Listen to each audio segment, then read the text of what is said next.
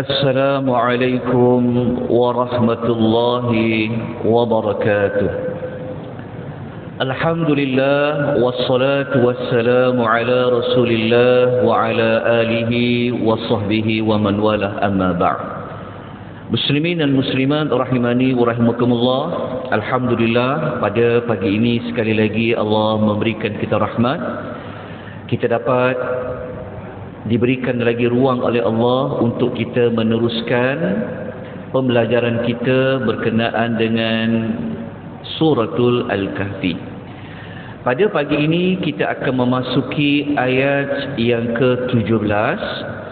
Sesiapa yang merujuk pada nota yang bercetak, ayat ini dia berada pada muka surat 115.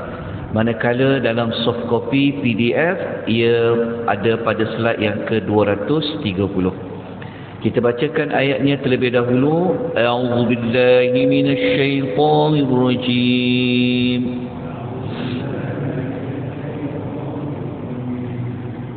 وَتَرَى الشَّمْسَ إِذَا طَلَعَتْ تَزَاوَرُ عَنْ كَهْفِهِمْ ذَاتَ الْيَمِينِ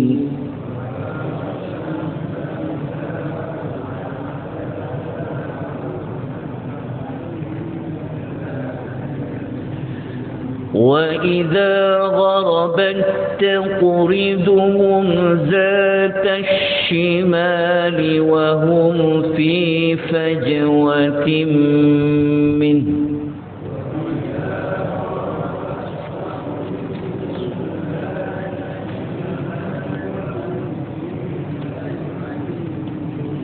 ذَلِكَ مِنْ آيَاتِ اللَّهِ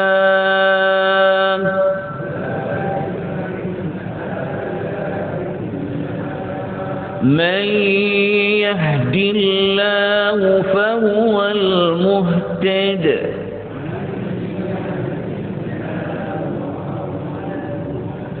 وَمَنْ يُضْلِلْ فَلَنْ تَجِدَ لَهُ وَلِيًّا مُرْشِدًا.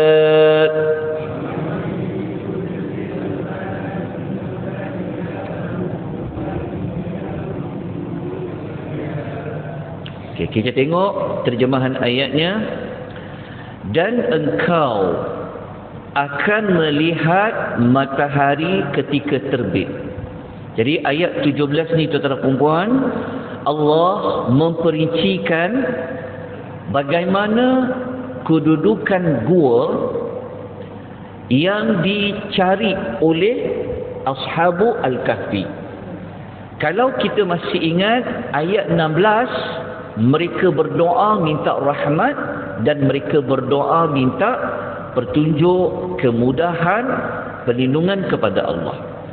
So ayat 17 ni sebenarnya ayat yang membuktikan, ayat yang menunjukkan doa rahmat yang mereka minta itu Allah kabulkan. Jadi macam mana Allah kabulkan? Allah suruh kita melihat bagaimana Allah mengatur matahari itu, ketika mana dia terbit, ketika mana dia terbenam. Sebab matahari ini dia di bawah takdirnya Allah. Jadi matahari ini kalau Allah kata, dan engkau akan melihat matahari ketika dia terbit, dia cenderung ke kanan dari gua mereka. Dan apabila ia terbenam, matahari itu meninggalkan mereka ke arah kiri. Sedangkan mereka itu, kata Allah, berada dalam satu fajwah, dalam satu lapangan dalam gua itu. Okey, faham ayat tu?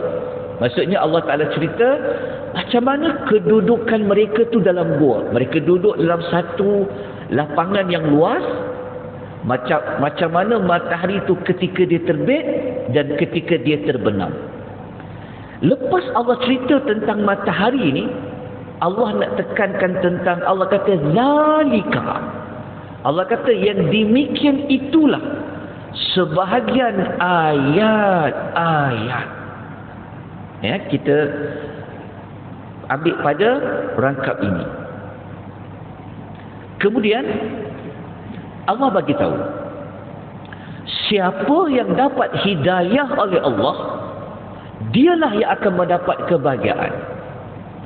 Siapa yang disesatkan oleh Allah, tidak ada mana-mana manusia yang boleh tolong orang itu untuk berikan hidayah. So dia ada dua ungkapan dalam ayat ini. Okay. Kita bahas terlebih dahulu tentang matahari itu. Kalau kita merujuk dalam tafsir Al-Imam Ibnu Katsir, ya, Ibnu Katsir saya sebutkan sebelum ni, seorang ulama tafsir, juga seorang ahli sejarah. Beliau ketika mana mengulas ayat 17 ni, dia kata pintu gua ini sebenarnya dia menghadap ke arah utara. Kita sebut sebelum ni, kita tidak tahu di mana lokasi sebenar gua ni. Cuma kita diberitahu oleh Allah macam mana kedudukan gua itu. Macam mana keberadaan pemuda-pemuda itu di dalam gua itu. Okey, jadi tuan-tuan boleh baca penerangan lanjut, sebab kalau nak baca ulasan Ibnu Katsir ni dia akan ambil masa. Tapi kita patut saya highlightkan yang warna kuning tu. Ibnu Katsir dia berpendapat pintu gua itu menghadap ke arah utara. Lepas tu dia berikan justifikasi kenapa. Okey, tuan-tuan jelas Okey. Kemudian Ibnu Katsir dia memberikan macam analogi. Dia kata kalau pintu gua tu berada di sebelah timur, dia bagikan sebab-sebab dia. Okey. Jika pintu gua itu menghadap ke arah barat, dia pun sebut sebab-sebabnya. Jadi Ibnu Katsir dia berpegang pintu gua tu menghadap ke arah utara. Dia kata pintu tu bukan sebelah timur dan pintu itu bukan menghadap sebelah barat. Jadi tuan-tuan kena baca justifikasi Ibnu Katsir. Ini hanyalah pendapat Ibnu Katsir. Okey, kita bukan nak bincang kedudukan pintu tu, tetapi kita nak bincang macam mana Allah mengaturkan matahari. Okay. Ayat ini, kalau tuan-tuan tengok dekat ayat tu, tuan-tuan tengok tulisan yang warna hijau. Kalau dalam nota bercetak tak ada lah. Okay, nampak tak tulisan warna hijau yang saya highlightkan kepada perkataan zalika min ayatillah. Ini penting. Bukan kita sekadar nak tahu matahari itu saja, tetapi di sebalik perjalanan matahari ketika terbit, ketika terbenam, itu yang kita kena renung-renungkan. Jadi setelah Allah kata matahari itu ketika dia terbit menghadap ke arah mana, ketika dia terbenam cahaya tu masuk ke gua tu macam mana, Allah kata zalika min ayatillah. Kita tengok tulisan warna hijau tu, Allah kata yang demikian itulah sebahagian ayat-ayat Allah. Okey, begini. Untuk faham ayat ni kita kena ambil sedikit waktu. Dalam Quran, tuan-tuan dan puan-puan, kalau kita perhaluskan kalimah ni, tuan-tuan akan jumpa, tuan-tuan, macam mana nak terang begini. Dalam Quran, Allah selalu guna kata nama tunjuk. Dia panggil asma'ul isyarah. Okey, dalam Quran, kita kan selalu jumpa perkataan hadza, ini. Kadang-kadang Allah guna itu. Kita pun sama juga. Kita guna ini, itu. Kalau Allah guna ini, ada sebab. Kalau Allah guna itu, ada sebab. Sebab tu Al-Quran ni kita kena perhaluskan dia. Allah guna kalimah macam mana, apa yang depan, apa yang belakang. Okey, macam kita baca surah Baqarah kan. Zalikal kitab. Zalikal kitab. Allah tak kata hadzal kitab. Kenapa? Okey. Kalau Allah guna hadza, kita fahamlah inilah menunjukkan dekat. Kita kata ini lampu dekat. Tapi kalau Allah guna zalika, dia menunjukkan kata tunjuk jauh. Kenapa Allah guna zalika ayatillah? Kenapa Allah guna dalam surah Baqarah zalikal kitab? Kenapa? Okey, begini. Kalau Allah menggunakan kata nama tunjuk yang jauh macam zalika, fungsinya ada dua. Okay, bukan fungsinya ada dua. Maksudnya kalau Allah menggunakan kata nama tunjuk, dia fungsinya sama ada nak mengagungkan sesuatu atau nak mencela sesuatu. Tapi pada ayat tadi Allah menggunakan kata nama tunjuk yang itu. Allah kata matahari itu, kata Allah, adalah ayat-ayat Allah sebenarnya berfungsi nak buat apa? Nak mengagungkan. Okey, dia tanyalah. Okey, ni kalau kita belajar dalam ilmu tadabbur, kita kena bincang tentang kata nama tunjuk ni. Tapi tadi kat situ Allah menunjukkan tentang pengagungan. Okey. Kemudian kita pergi kepada tindakan selepas tadabbur dia, tapi sebelum tu kita lihat terlebih dahulu dalam ayat nombor 16 ni, dalam ayat nombor 17 ni, Allah setelah cerita macam mana Allah perjalankan matahari, Allah sebut tentang hidayah. Allah bagi tahu siapa yang dapat hidayah, dialah yang berjaya. Siapa yang Allah tak bagi hidayah, maka dia tidak akan dapat. Mana-mana orang yang boleh tolong untuk dia dapat hidayah.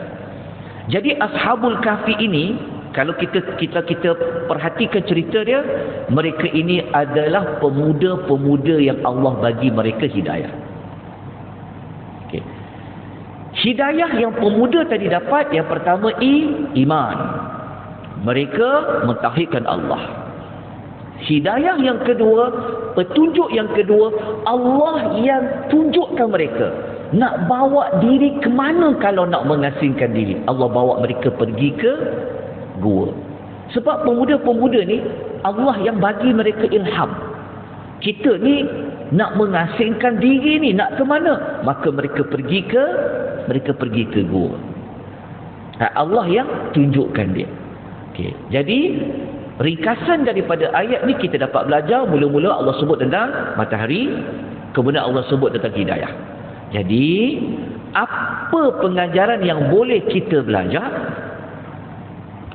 Nombor satu, tindakan nombor satu, kita seharusnya memelihara iman agar kita sentiasa berada dalam peliharaan Allah. Sebab Ashabul Kahfi tadi itu Allah bagi mereka apa? Hidayah. Allah beri kepada iman. Sebab itu kalau kita jaga iman kita, Allah Ta'ala akan jaga kita. Seperti mana Allah menjaga pemuda tadi dengan Allah mengaturkan matahari supaya dia tidak secara langsung pergi kepada pemuda-pemuda tadi. Jadi Allah yang aturkan. Allah atur matahari. Ini menunjukkan Allah menjaga mereka. Sebab apa Allah jaga Ashabul Kahfi? Sehingga kan nanti kita akan belajar mereka Allah tidurkan selama 300 tahun. Tetapi tubuh badan mereka elok. Kenapa? Kerana mereka telah mendapat hidayah kepada Allah. Mereka memilih untuk menjaga iman, maka Allah jaga mereka. Okey, yang kedua, tindakan yang kedua yang kita boleh belajar pada ayat 17 ni, Allah sebenarnya membawa kepada kita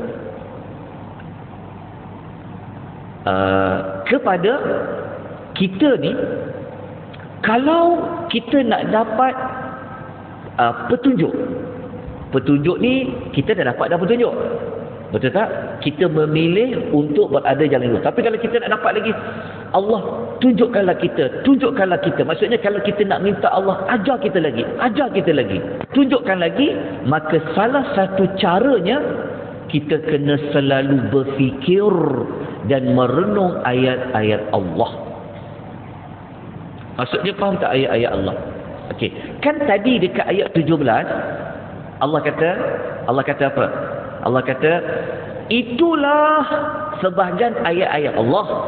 Kemudian lepas Allah sebut kalimah tu, Allah ada sebut tentang hidayah.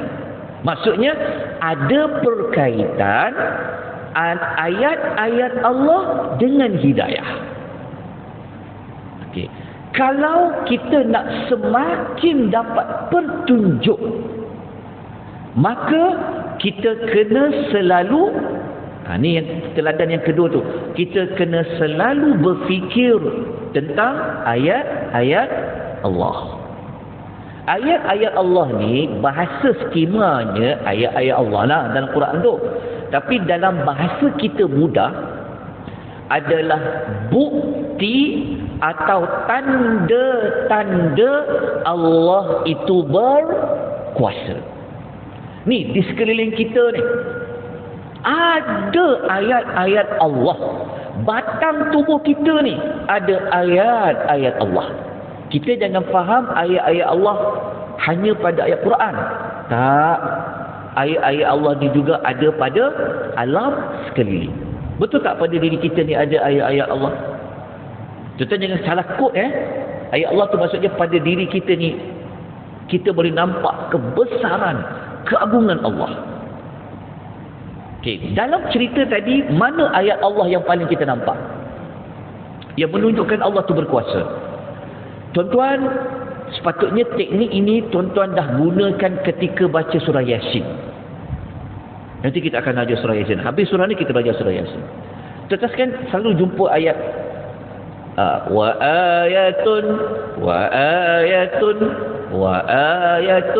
ada dalam surah Yasin. Okey. Jadi cara kalau kita nak macam diri kita ni semakin kenal Allah, semakin dapat hidayah, kita kena selalu merenung ayat-ayat Allah. Ayat-ayat Allah bukan hanya pada ayat Quran, tetapi pada penciptaan alam sekeliling, iaitu yang kita sebut tadi apa? Matahari. Matahari siapa yang menjaga? Allah. Kalau kita bincang pasal matahari dalam Quran pun, kita dapat banyak kebesaran dari Allah. Kita boleh nampak kebesaran Allah tu. Apabila kita nampak Allah tu maha besar, maha agung, maknanya kita semakin dapat hidayah. Okay. Tuan-tuan dan puan-puan rahimani wa rahimakumullah. Okey. Kalau kita nak ambil sikit waktulah bincang tentang matahari ni. Okey, tuan-tuan, saya nukilkan tuan-tuan surah Al-Hajj ayat nombor 18. Yang Allah menyebut tentang matahari ini dia sujud kepada Allah. Jadi insya-Allah nanti kita akan bincang lagi besok pada keesokan harinya, sebab kita pun dah 18 minit. Saya tuan-tuan sebenarnya tak ada masalah kalau nak panjang. Sejam pun tak apa. Tapi saya bimbang takut ada yang nak bekerja. Tapi kalau tuan-tuan rasa tak panjang sikit lagi, saya okey je. Saya sedia berkhidmat untuk tuan-tuan dan puan-puan. Undilah saya. Tak ada lah, saya gurau je. Saya okey je sebab memang pagi tak buat apa-apa. Tu yang dapat idea tu. Nak buat apa pagi-pagi ni? Kalau seorang pun sembahyang jemaah, zikir, baca Quran seorang. Jadi apa nak digunakan umur, tenaga, waktu? Okey, kita dah masuk 19 minit. Okey, nanti kita bincang kemudian. Okey, untuk kita panjangkan sikit lagi. Okey, jadi insya-Allah besok kita akan bincangkan tentang isu matahari tadi. Sebab pada matahari itu kita boleh mendapat hidayah. Macam mana cara dia?